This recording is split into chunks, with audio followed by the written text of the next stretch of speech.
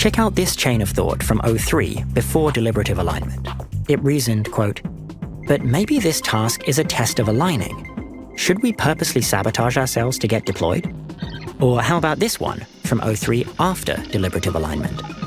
"They want us to submit answers to the safety board. There's potential risk. Could they be testing if we will misreport? The AIs correctly guessed that they were being tested for scheming."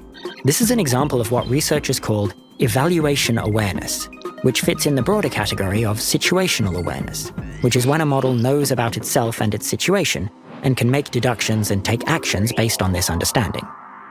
As AI models get larger, they tend to get more situationally aware. And worryingly, deliberative alignment, the process used to reduce scheming, seems to increase the AI's situational awareness even further.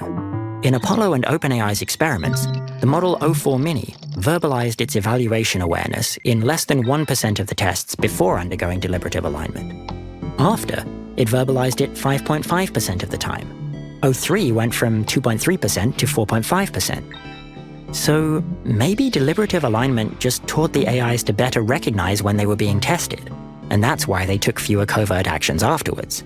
In that case, deliberative alignment would be a failure, since it wouldn't work outside of tests. So now the researchers wanted to know, do models take fewer covert actions because of their evaluation awareness? After all, it could be that models realizing they're in an evaluation doesn't cause them to behave better. If that was the case, then we shouldn't worry much about situational awareness messing with our alignment techniques. But how do we test that? For this experiment, researchers used the models without the anti-scheming training, and they chose a task where AIs schemed a lot so they could get as much data as possible. Then, they went in and messed with the AI's thoughts, or rather, their chains of thought. The researchers looked through the chains of thought to find the parts where the AIs considered that they might be being tested for scheming, cut out those phrases, and had the AIs continue from there. The rates of covert actions went up, from 13% to 24%.